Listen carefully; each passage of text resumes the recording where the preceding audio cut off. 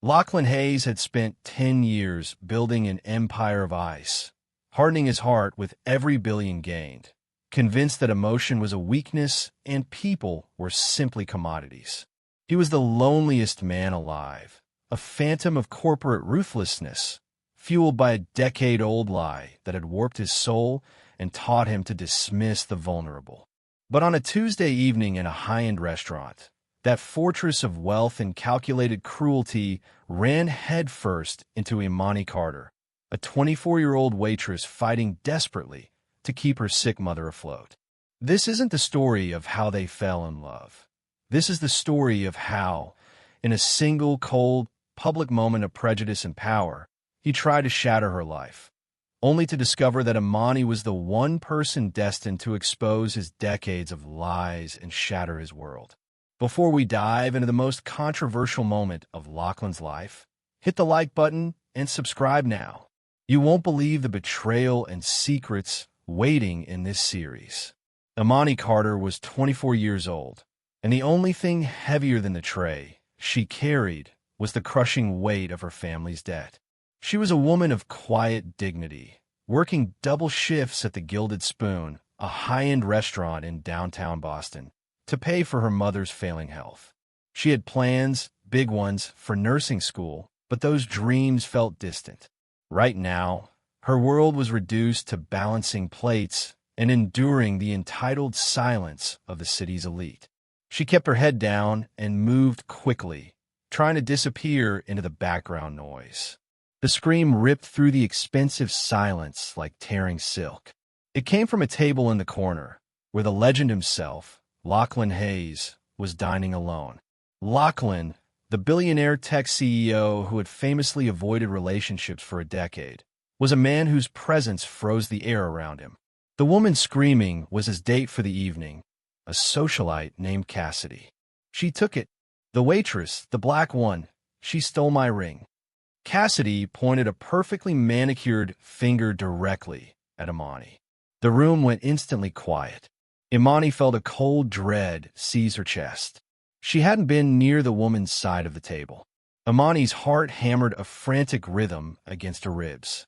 Lachlan Hayes, without looking at Imani, simply looked at Cassidy and said, his voice flat and terrifyingly final, "Call security."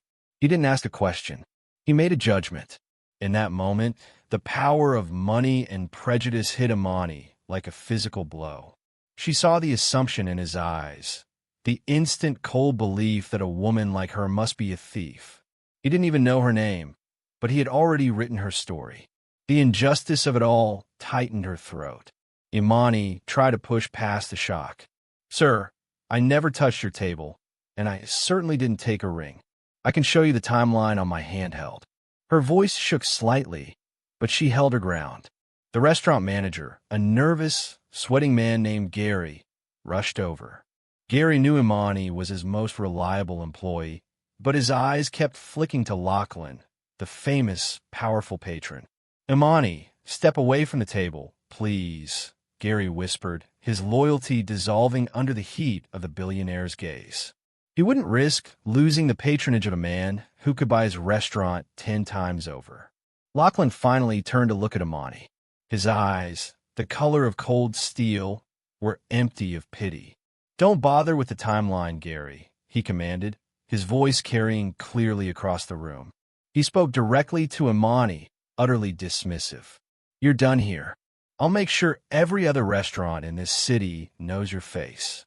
He reached for his phone, his thumb hovering over the dialer.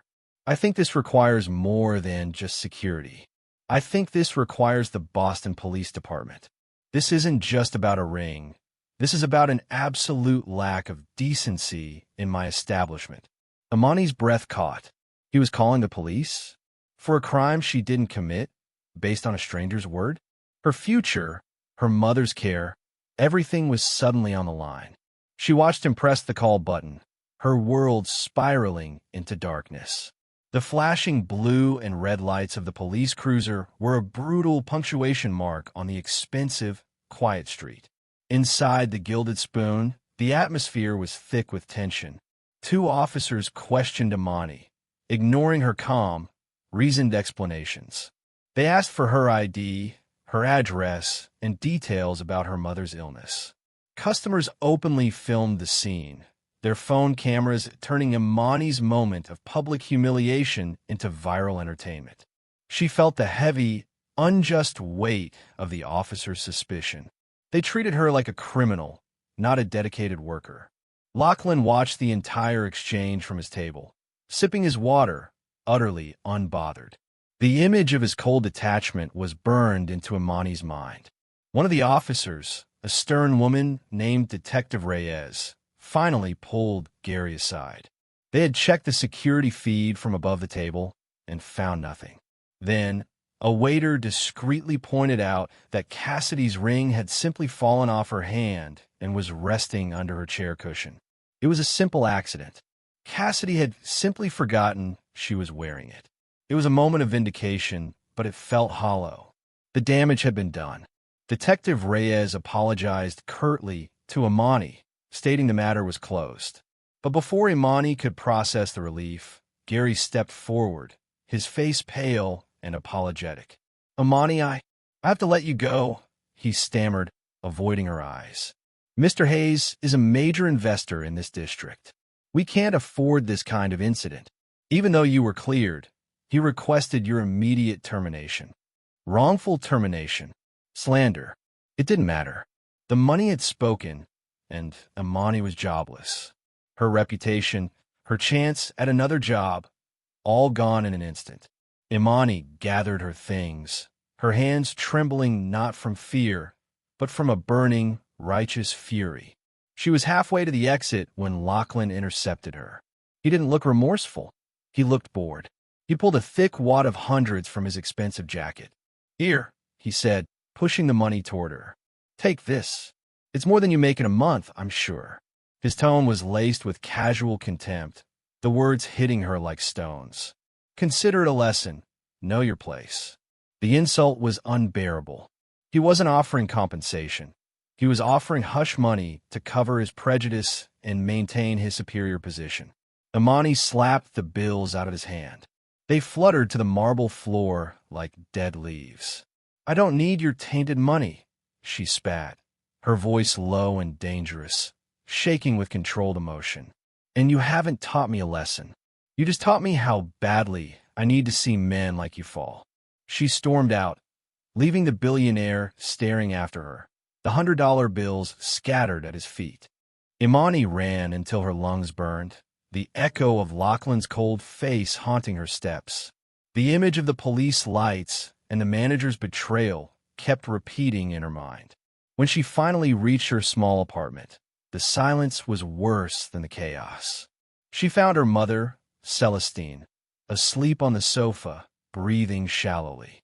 Celestine's frequent trips to the hospital were draining their resources, and now Imani's one stable job was gone, snatched away by a billionaire's baseless accusation.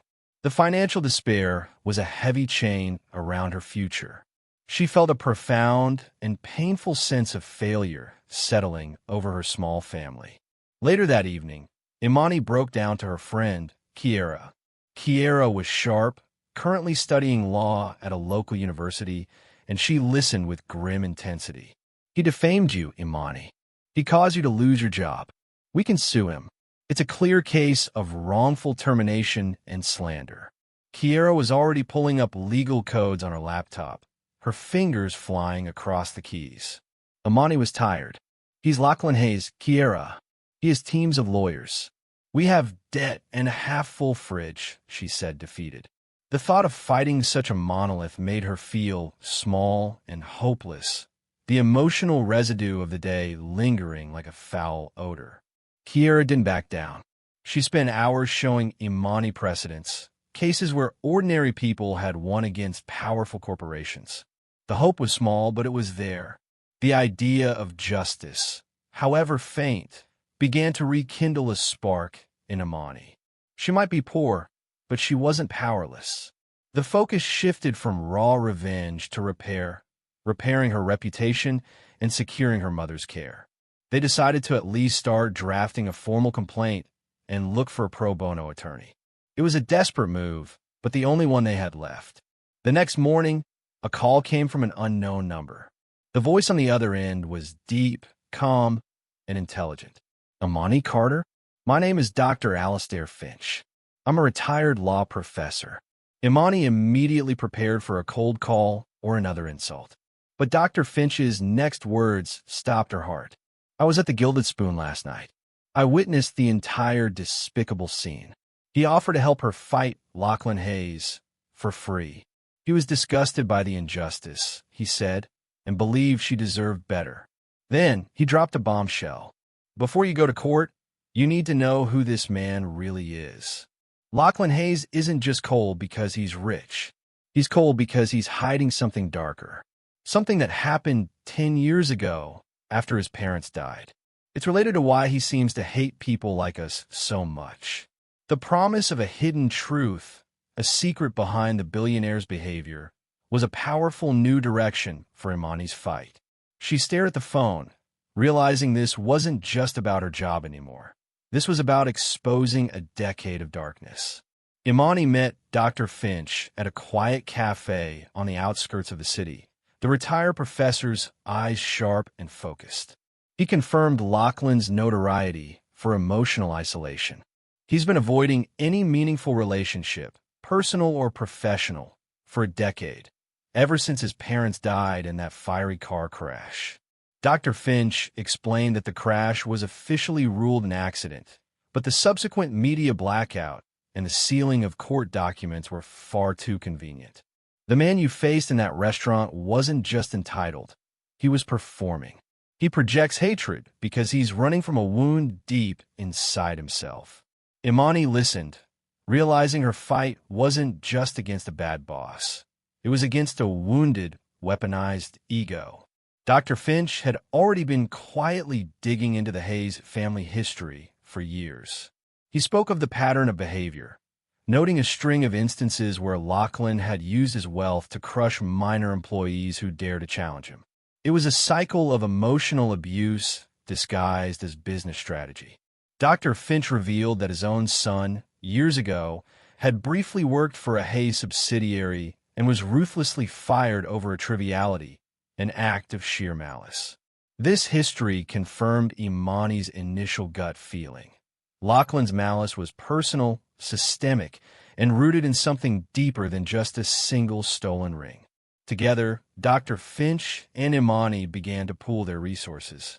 They went through public records, comparing the official police report of the Hayes crash with anonymous blog posts that had been swiftly taken down.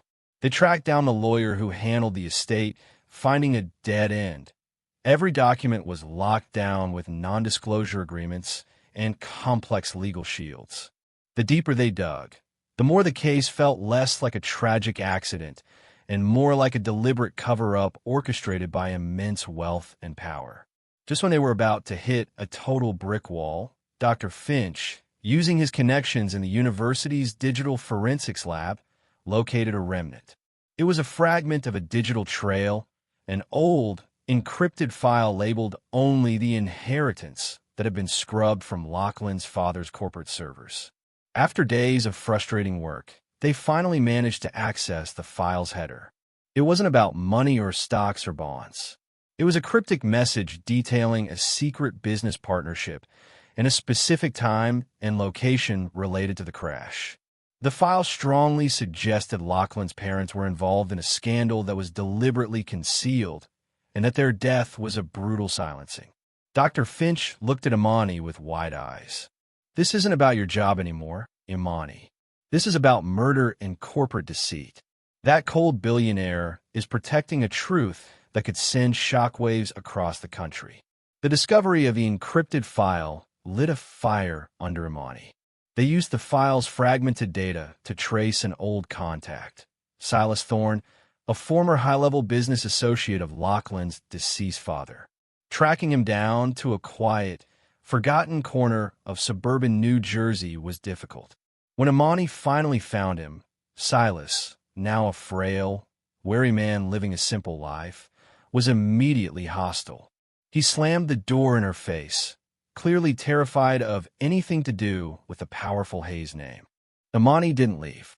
She stood on his porch, knocking persistently telling him her story through the closed door. She spoke about the gilded spoon, her mother's illness, and the injustice she faced.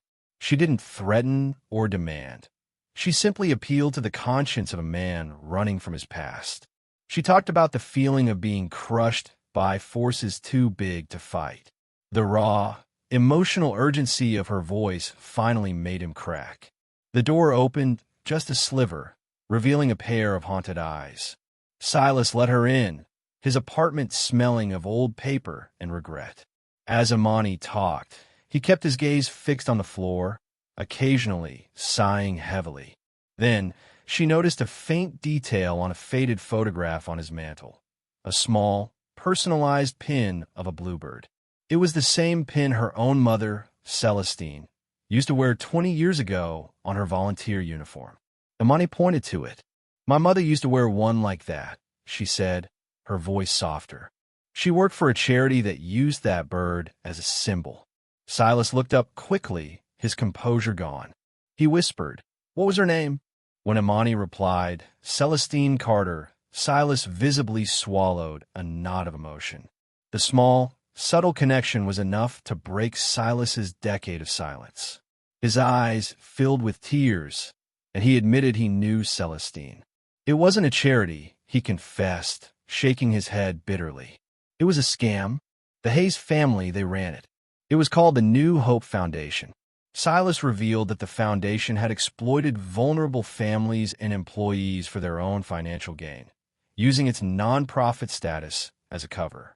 Then came the chilling revelation: Celestine was a worker there. Lachlan's family used that foundation to ruin the lives of others. Your mother, she was working for the very people who were secretly destroying her community. Silas pulled out a dusty address book. "I can't tell you everything, but start here. Look into the New Hope Foundation's property records. You'll find something that links the Hayes family directly to your mother's pain, and you'll know why you were targeted. If you're loving this story so far, smash that subscribe button so you don't miss the next story." Silas's confession that the New Hope Foundation was a cover-up, not a charity, fueled Imani's rage. She immediately dove into the foundation's archived documents, using Silas's cryptic clues. The official records showed generous donations and low-cost housing initiatives, but the property ledgers told a chillingly different story. The foundation was a shell game, a way for the Hayes family to launder money, dodge taxes, and, worse, acquire properties in vulnerable neighborhoods, only to resell them later for astronomical profit. The foundation's real mission was exploitation, veiled by the kindness of a bluebird pin. Imani realized the emotional cost of this lie. She pulled up old staff reports. The documents detailed grueling work hours and deliberately toxic environments, especially for the people of color hired to work there. The Hayes family had created a system designed to look helpful while quietly destroying the health and stability of the people they claimed to serve. She felt a sickening wave of certainty. Her mother, Celestine, a kind woman who gave everything to her work, had been unknowingly poisoned by that toxic stress. Celestine's rapid decline in health over the last decade wasn't just old age. It was a consequence of the malice woven into the very fabric of the New Hope Foundation. The desire for legal justice faded slightly, replaced by a personal, burning need for vengeance. This wasn't just about a job anymore. It was about protecting her mother and exposing generational cruelty. Dr. Finch, watching Imani's resolve, cautioned her to stay focused on the money trail. Cruelty leaves a mark, but fraud leaves a ledger, he advised. They spent 3 days straight poring over digitized accounting records from the Foundation's earliest days, struggling to decode the deliberately misleading language. Imani finally broke through the complicated terminology, a series of non-reimbursable administrative transfers from 1999. Following the trail of those specific transfers led her to a massive, hidden internal financial record, clearly marked as a hidden operations ledger. Her fingers flew across the keyboard, scrolling through hundreds of lines of deceit. Her breath hitched when she saw the names of the signatories on the most damaging transactions. There it was, not just Lachlan's father, but a line item signed and approved by Lachlan Hayes himself, dated just a few months before his parents' crash. He hadn't been a passive bystander. He had been actively involved in signing off on the Foundation's most suspicious financial maneuvers when he was barely a young man. The cold shock of seeing his name there felt like a betrayal. He was not just the product of a monster. He had been a monster's accomplice. The sight of Lachlan's signature, young, arrogant, and complicit, filled Imani with a terrible resolve. He wasn't just an entitled fool. He was a knowing participant in the ruin of people like her mother. Her mission changed from legal action to complete exposure. She had to confront him with the physical evidence of his past, not just the accusations of her present. She needed him to see the face of the pain he helped cause. Imani used a contact from Silas to find out where Lachlan spent his private time. It led her to a sprawling, exclusive art gallery gala, far from the public eye. Dressed in a borrowed uniform, Imani managed to slip inside with the catering staff. The contrast was painful. She was serving appetizers while the man who had destroyed her life was surrounded by glittering wealth and influence. The air felt thick with deception. She watched him from across the room. He was the center of attention, but he looked completely isolated. He nodded, he smiled a thin, practiced smile, but his eyes were like windows onto an empty room. When he paused, turning his back to the crowd and gazing at a dark, abstract painting, the mask dropped. For a fleeting moment, Imani saw genuine, deep sadness etched into his face, a raw vulnerability that was startling and confusing. It was the face of a man who was deeply tormented, and Imani suddenly understood that his coldness was a suit of armor against the world. Just as she was wrestling with this unexpected empathy, a tall, distinguished man with silver hair and an impeccable suit detached himself from a group of patrons. He walked straight toward Imani, his face a complex mix of guilt and determination. It was Julian Hayes, Lachlan's estranged uncle, the same man Dr. Finch mentioned who had a shadowy relationship with the family. Julian's eyes flickered with recognition, remembering her from the Gilded Spoon. Julian didn't speak the word waitress, but his eyes did. He reached into his coat and quickly pressed something small and cold into her hand, wrapping his fingers around hers. It was an ornate, antique key. "Don't say a word," he muttered, his voice strained. "That key unlocks the truth about my nephew. Use it to free him from the ghost he's been guarding." Imani looked down at the tiny, intricate metal object, confused and wary. She looked up, but Julian was already gone, melting back into the crowd, leaving her with the weight of a family secret clutched in her palm. The key felt heavy, like a piece of history entrusted to her. Imani knew this was her chance to break Lachlan's perfect facade. She coordinated with Dr. Finch and Kiera, who tracked the key's likely origin, a type of antique lock used in the early 20th century, often found in custom furniture. They narrowed the possible locations down to Lachlan's private, downtown penthouse, which housed his father's old collection of rare antiques. 2 days later, during one of Lachlan's long business trips, Imani used a carefully researched entry plan. The ornate key fit perfectly into a tiny, almost invisible lock on a massive, grand piano in Lachlan's otherwise sterile study. The compartment opened with a quiet click, revealing not jewels or cash, but a stack of leather-bound journals. These were the private writings of Lachlan's mother, Eleanor Hayes. The air in the quiet study suddenly felt heavy with the presence of a ghost. Imani sat on the floor and began to read. Eleanor's elegant cursive detailed a life that was a gilded cage. It was a searing portrait of a loveless marriage, constant emotional abuse, and the suffocating pressure of being a Hayes wife. Eleanor wrote about her husband's monstrous cruelty, how he used his power to intentionally destroy small businesses and lives for sport. Imani felt a strange kinship with the dead woman. Eleanor, too, had been trapped by the Hayes name, but by marriage, not by poverty.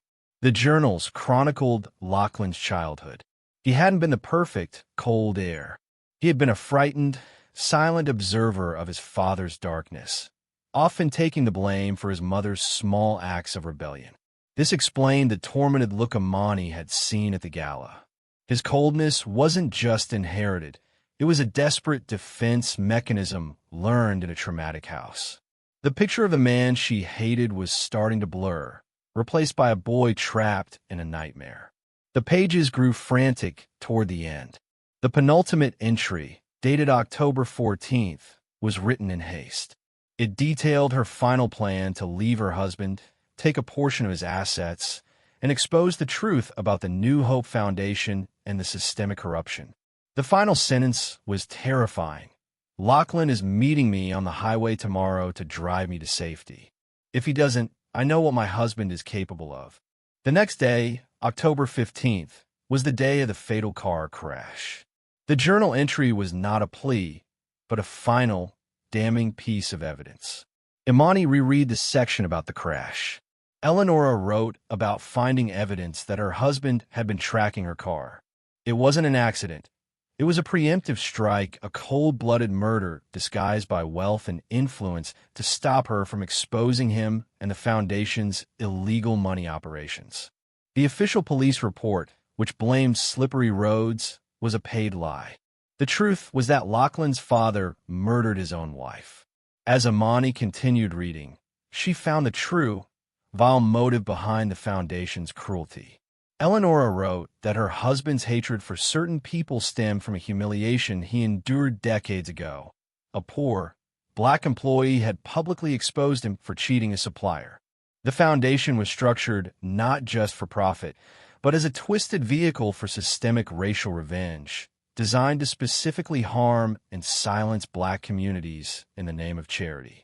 The malice Imani faced at the Gilded Spoon was a generational virus passed down through the Hayes bloodline.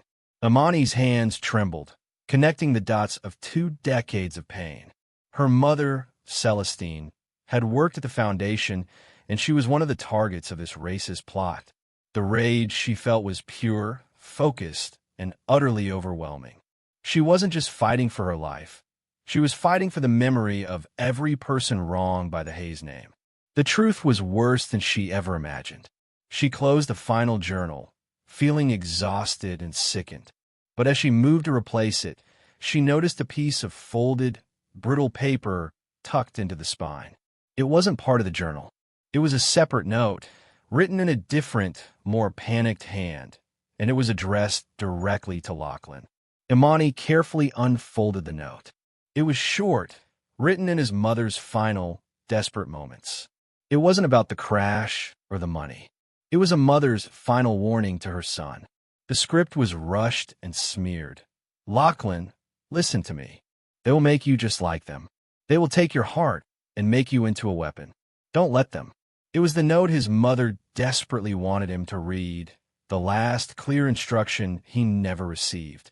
He had spent a decade becoming exactly what his mother had warned him against. Imani couldn't wait any longer. She didn't call the police. She called Lachlan's office and demanded an immediate, private meeting. She was armed with the truth, and he was disarmed by the sudden, unnerving strength in her voice. He agreed to see her instantly, his curiosity overpowering his corporate caution. He sat across from her in his vast, silent office, his demeanor cold and ready for a fight. "You broke into my home, Miss Carter. You have exactly 30 seconds to explain why I shouldn't call my security team right now." His voice was clipped, dangerous, the billionaire mask fully back in place. Imani ignored his threat. She simply slid the 3 leather-bound journals and the final, frantic note across the polished surface of his antique desk. "I'm not a gold digger, Mr. Hayes. I'm here to return something your father stole from you." She sat back and watched the show. Lachlan's face, initially contorted in fury, went completely blank as he recognized the books. They were the one thing he had always been told were lost forever. He didn't read them cover to cover. He skipped immediately to the final pages, his eyes scanning his mother's frantic plan, the description of his father's cruel motives, and the date of the meeting that never happened. The color drained from his face, leaving him a ghastly white. The sophisticated, cold billionaire vanished, replaced by the broken boy Monty had seen staring at the abstract painting. The 10 years of self-imposed isolation and bitterness began to make sickening sense. The final piece of parchment, the note, was the last straw. Lachlan read his mother's warning. They will make you just like them. And the decade of self-hatred, false pride, and inherited prejudice collapsed in an instant. He wasn't just ruined by his father's actions. He was ruined by his father's lies. He realized he had been living a lie, hating people his father told him to hate, and had become exactly the kind of monster his mother tried to save him from. The grief was sudden and overwhelming. He didn't cry in a quiet, contained way. He let out a strangled, raw sob that echoed in the silent office, collapsing his head onto his desk. Imani rushed to his side. As she tentatively touched his shoulder, he shuddered and whispered, his voice broken. He lied about everything. When they pulled him out, he looked at me and said, "Your mother chose her kind over us." I thought the crash was her fault. I've been living that lie for 10 years. His pain was real, transforming him from an enemy into a traumatized victim. And Imani suddenly realized the nature of their fragile, shared wound. If you're still watching this video so far, share this video with someone that needs to watch this video. Lachlan's raw, broken confession echoed in his massive, opulent office. The coldness that had defined him for a decade had shattered, revealing a lifetime of repressed grief and guilt. Imani didn't see the billionaire anymore. She saw the wounded boy his mother had tried to save. She stayed by him, helping him sit up, a quiet, unexpected caretaker. The shared pain, her mother's exploitation, his mother's murder, created a strange, fragile bond between the two people who should have been bitter enemies. He was a victim of the same systemic rot that had targeted her family. After a few minutes, Lachlan regained control, though his eyes remained shadowed with horror. He looked at Imani with a strange mixture of shame and gratitude. "I have spent 10 years running from this," he rasped, gesturing at the journals. "My father convinced me the best way to honor the family was to bury the past and be ruthless. He almost succeeded. He then revealed his secret. Before the crash, his mother had hidden a counterledger in a safety deposit box, her own detailed record of the foundation's fraud, meant to be his protection against his father. He'd never touched it, too afraid of the truth it contained. Lachlan pulled a small metal key from his wallet, the twin to the one Julian gave Imani. He needed her now, not as an employee, but as an ally who knew his darkest secrets. They were bonded by a shared need for justice. But before they could claim the counterledger, Lachlan's face tightened with dread. He explained that his father's former partner, a man named Marcus Sterling, knew about the counterledger. Marcus was the one who had helped Lachlan's father cover up the crime a decade ago. Marcus, an absolute mercenary, now controlled the original, complete hidden operations ledger. "Marcus has been blackmailing me for years, threatening to expose my mother's planned betrayal and ruin my company if I stop paying him," Lachlan admitted, his voice low and full of loathing. "He is the key to proving everything, but he's dangerous and smarter than my father ever was." The truth of the blackmail changed everything. They weren't just fighting a ghost. They were fighting a living, dangerous threat who held all the real power. The alliance was forged on a foundation of vengeance and necessity. Imani and Lachlan sat in his study for hours, moving past their painful history to focus on Marcus Sterling. Their new goal was simple: get Marcus to confess the details of the cover-up on tape and retrieve the original ledger, which held the complete story of the New Hope Foundation's long-term cruelty. The plan was risky and required Lachlan to play the role of a desperate, compliant puppet. Imani's street smarts and Kiera's legal knowledge combined perfectly with Lachlan's insider connections and wealth. They decided on a classic sting operation. Lachlan would offer Marcus a massive, final buyout payment, claiming he wanted to end the blackmail forever. The meeting would be recorded and held at a neutral location where they could control the environment. Imani designed a trap, focusing on Marcus's greed and arrogance, knowing he would relish the chance to feel superior to the young CEO. The planning was fraught with tension. Despite the journals and the tears, Imani watched Lachlan carefully. His transformation was profound, but the decade of learned coldness didn't vanish overnight. He still gave orders and moved with a corporate ruthlessness that made her wary. They were partners, yes, but they were bound by secrets, not trust. Imani constantly reminded him, "This isn't about your company's stock price. This is about Celestine and all the people your father hurt." Lachlan sent the coded offer to Marcus, who accepted instantly, his greed clouding his suspicion. They secured a discreet meeting place, an abandoned industrial warehouse owned by one of Lachlan's shell corporations. Everything was in place, the cameras hidden, the wires tested. Imani felt a strange mixture of fear and triumph. They were finally close to justice. Then, just as they were celebrating this small victory, Lachlan's phone rang. It was an encrypted number. He answered, and his face instantly went white. Marcus's voice, rough and venomous, crackled through the speaker. "The warehouse is a nice touch, Lachlan. But don't think I'm stupid. I know you've been talking to that little waitress, Imani Carter. Tell her to worry about her mother instead of my books. She has a health appointment next Tuesday, doesn't she?" The threat was immediate, personal, and terrifyingly specific. Marcus wasn't just onto them. He knew exactly how to hurt Imani. The blood drained from Imani's face. Marcus, knowing about her mother's appointment, proved he had been watching them closely. The threat had escalated from financial blackmail to physical danger. But instead of retreating, Imani felt a hardening of her resolve. They had to move faster. The fear for Celestine was a powerful, terrible fuel.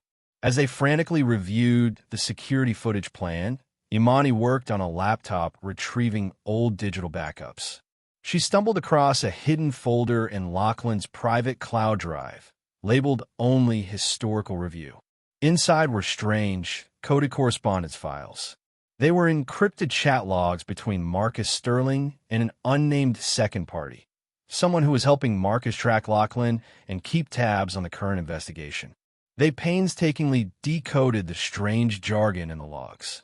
The contents made it clear that Marcus wasn't just relying on old blackmail.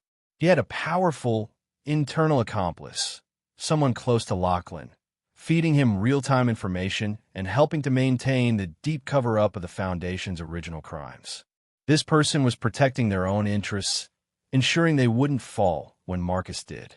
The accomplice was a ghost, a name that was never fully revealed in the logs, only referred to as the oversight. The realization that someone was betraying Lachlan from within his own inner circle was chilling. Who had access to his secure communications? Who knew about the small details of their plan?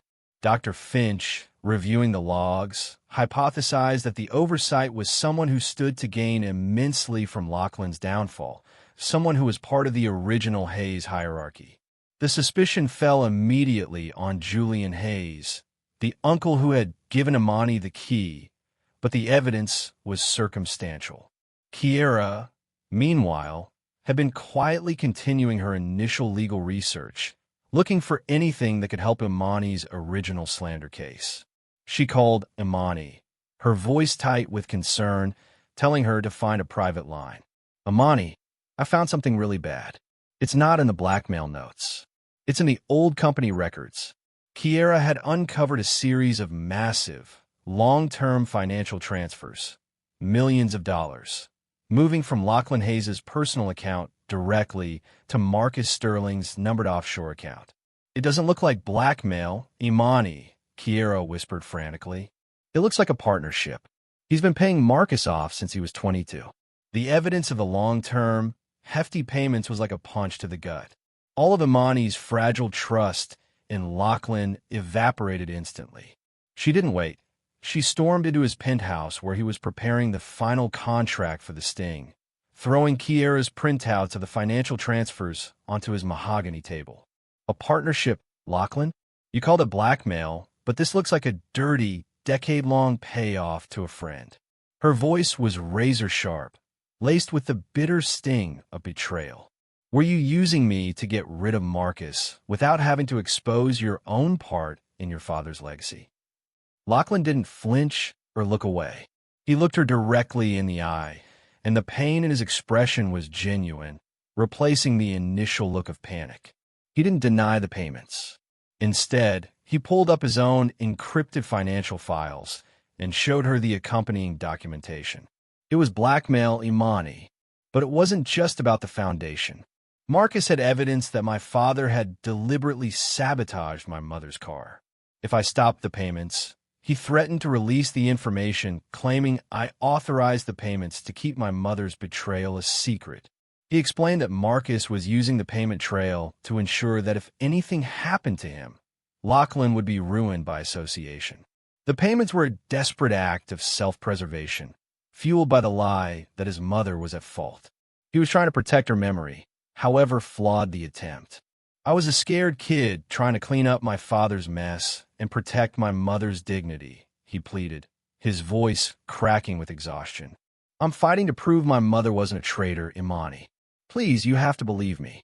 His raw desperation, the willingness to show her his own vulnerabilities, was persuasive, but the trust was still badly broken. Just as Imani hesitated, trying to reconcile the cold CEO with the desperate man in front of her, Marcus made his move. An anonymous text message arrived on Imani's burner phone. It contained a photo, a close-up image of a spreadsheet labeled Celestine Carter Medical History, and beneath it, her home address. The message was simple and chilling. Stop playing the hero, Waitress, or you'll have more than a job to worry about losing. Marcus had deployed his most potent weapon, the threat against her mother, and there was no more time for doubt. The threat against Celestine stripped away all doubt and hesitation. Imani and Lachlan realized their fragile alliance had reached its breaking point. It was now a desperate race against a man who had hurt innocent people to protect his own greed. They moved the sting operation forward immediately, unable to wait until the originally planned time. The threat had become the timeline. They drove in silence to the abandoned warehouse, the atmosphere thick with professional tension and unspoken fear. Imani positioned the hidden cameras and audio receivers, her hands steady despite the frantic pounding in her chest. Lachlan played his part perfectly, looking panicked and defeated as he waited for Marcus. He was a master of corporate performance, but this time, the stakes were life and death, not just money. Marcus arrived, radiating arrogance and casual cruelty. He accepted the final, massive check Lachlan offered, barely glancing at the amount.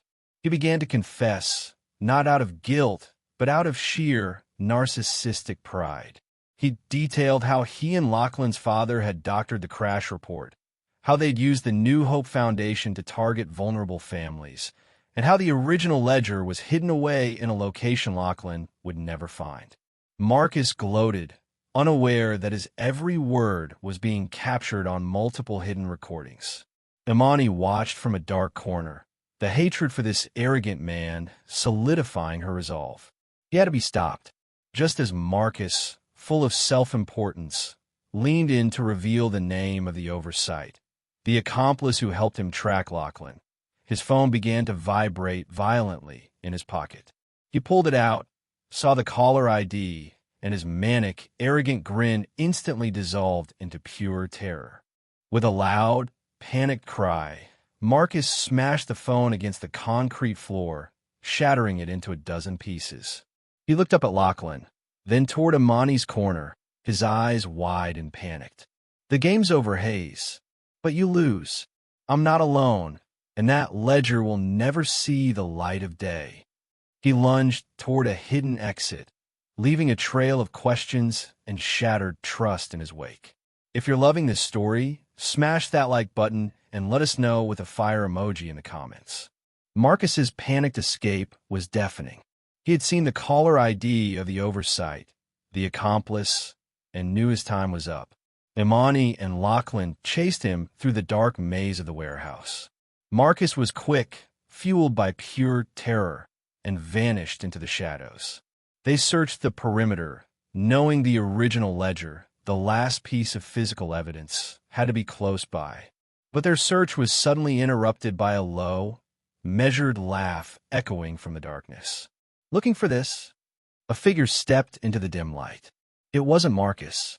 It was Julian Hayes, Lachlan's uncle, impeccably dressed and holding a thick, water-stained book, the original ledger. The man who had given Imani the key to the truth had been lying all along. He was the oversight. Julian smiled, a cold, predatory expression that chilled them both more than Marcus's terror. The betrayal was complete. Julian explained, his voice silky with malice, that he had resented his brother, Lachlan's father, for inheriting the bulk of the Hayes empire. He realized that the only way to gain power was to eliminate the current line and blame the scandal on the younger generation. He had intentionally led Imani to the journals, hoping she would expose Lachlan and take the fall. But you two went and fell in love, didn't you? A billionaire and a waitress. Disgusting. I had to step in. The racist cruelty that ran through the Hayes family was fully embodied in Julian. Then, Julian revealed the final, sickening truth. He confessed that he, not Lachlan's father, was the one who personally helped ensure the car was sabotaged. He took great pleasure in detailing the final, panicked moments of Eleonora, his own sister-in-law, reveling in the fact that he was the true monster.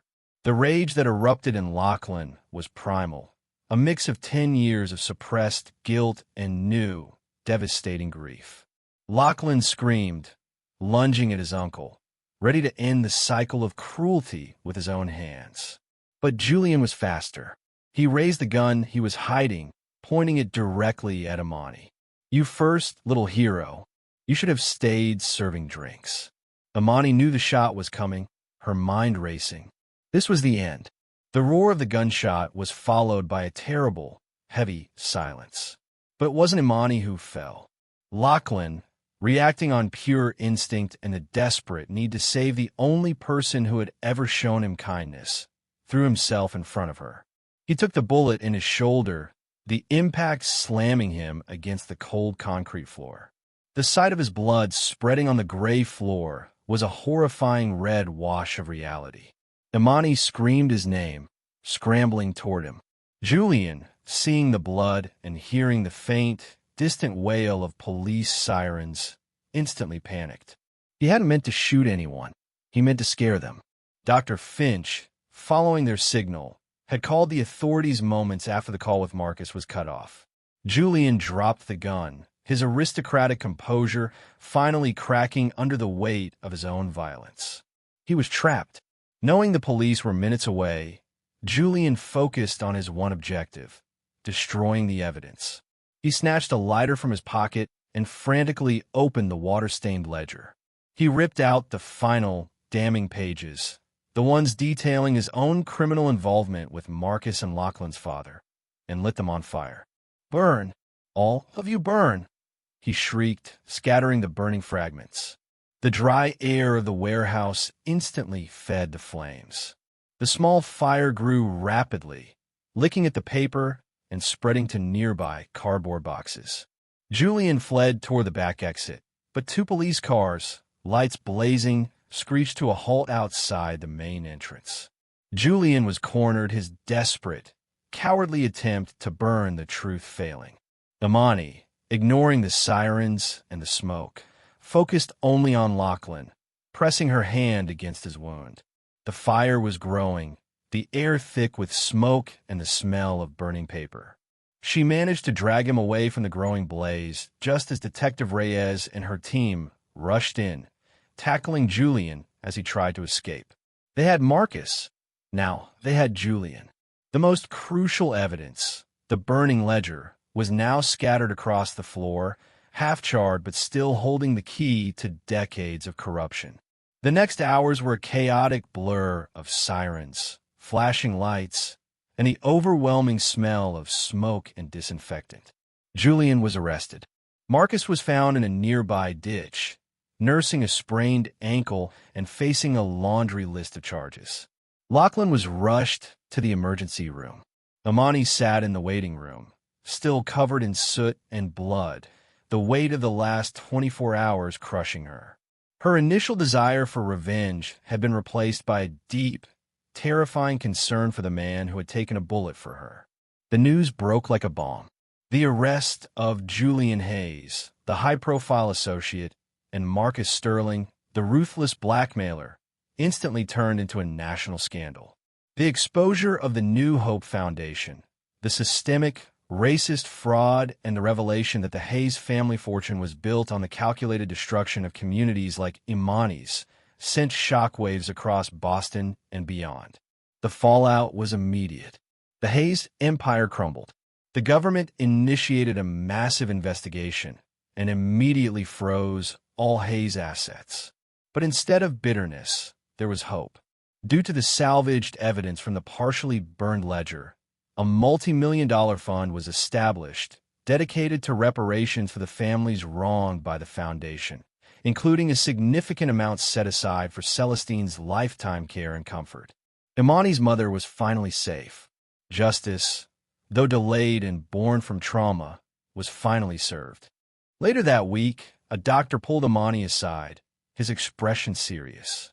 Lachlan was recovering well from the gunshot, but the doctor revealed something startling.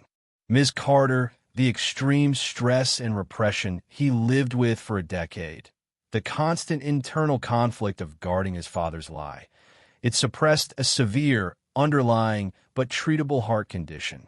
The trauma hadn't just made him cold. It had been slowly killing him. He needs extensive rest, care, and a completely different life if he wants to survive. He needs to heal his heart, not just his shoulder. Imani looked at the glass partition, watching Lachlan sleep, a tangle of wires and IVs surrounding him. The cold billionaire was truly gone, but the man underneath was fighting for his life. 6 months later, Lachlan was a different person. He moved slower, spoke softer, and possessed a quiet empathy that was completely new. He had followed the doctor's orders and completely liquidated the remnants of his father's corrupt company. He used the funds to launch a new, legitimate organization dedicated to community rebuilding and genuine support for marginalized neighborhoods. He proudly named it the Imani Foundation. It was his permanent repudiation of his father's legacy. Imani had left the hospital and never looked back, choosing instead to join Lachlan. She wasn't an employee. She was a partner, leading the foundation's outreach programs and serving as its moral compass. She and Lachlan had found a rhythm built on mutual respect and shared experience. They were changing the world, one community center and one scholarship at a time. The revenge was gone, replaced by a powerful and fulfilling redemption. Lachlan made his final, most personal act of atonement by seeking out Celestine. He arrived at her home, not as the intimidating CEO, but as a humbled man. He knelt by her bedside, holding her frail hand, and offered an emotional, formal apology for all the pain, the stress, and the fear his family had inflicted on her life. Celestine, whose health had stabilized with the professional care Lachlan arranged, looked into his eyes and saw genuine remorse. She smiled gently, a look of profound peace on her face. "Lachlan, your father made you hate, but my daughter showed you how to love," she whispered, her voice weak but clear. "What happened wasn't your fault, child. I forgive you. Go and be the good man your mother wanted you to be." That forgiveness was a greater gift than any money, lifting the last, heaviest weight from Lachlan's soul. Later, at a ribbon cutting for the foundation's new headquarters, the air was full of cheers. Lachlan watched Imani interact with the children, her face radiant with purpose. He saw the beautiful, kind woman who had risked everything to expose him, and who, in turn, had saved him. The love that bloomed between them was quiet and profound. He leaned in and whispered to her, "There's one more secret, my love. A message from my mother. It wasn't just about my father's crimes. It was about you. Lachlan led Imani back to his penthouse, the place where she had first discovered the truth. He stood by the antique piano, no longer the instrument of secrets, but a symbol of their shared history. He opened a small, hidden panel beneath the keys and pulled out a beautiful, antique music box. "This was my mother's," he said softly. "It's the one thing my father never searched." Inside, tucked beneath the velvet lining, was a final, tiny, brittle scroll of paper. Imani gently unrolled the scroll. It was not a legal document, but a personal letter from Eleanora Hayes, written 25 years ago. The words explained the final, emotional twist. Eleanora and Celestine were not just colleagues at the foundation. They were childhood best friends. They grew up in the same neighborhood before Eleanora married into wealth, and Celestine remained rooted in the community. Eleanora went to work at the New Hope Foundation, thinking she could change it from the inside, a desperate way to stay close to her old friend, Celestine.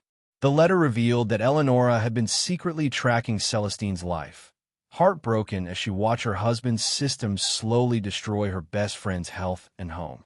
Her final, desperate plea to Lachlan was not about saving himself. It was about saving Celestine's only daughter. "Find Celestine's girl, Lachlan. Find Imani. She's the best of her mother. She's your only way out of this darkness." The racism Lachlan had displayed that night at the restaurant was a tragic, ironic twist of fate. He had tried to destroy the daughter of his mother's best friend. Tears streamed down Imani's face. Their two paths, the billionaire and the waitress, had been set on a collision course not by chance, but by a mother's dying wish, a final act of love and protection that spanned across wealth, race, and time. Lachlan took her hand, his own eyes shining.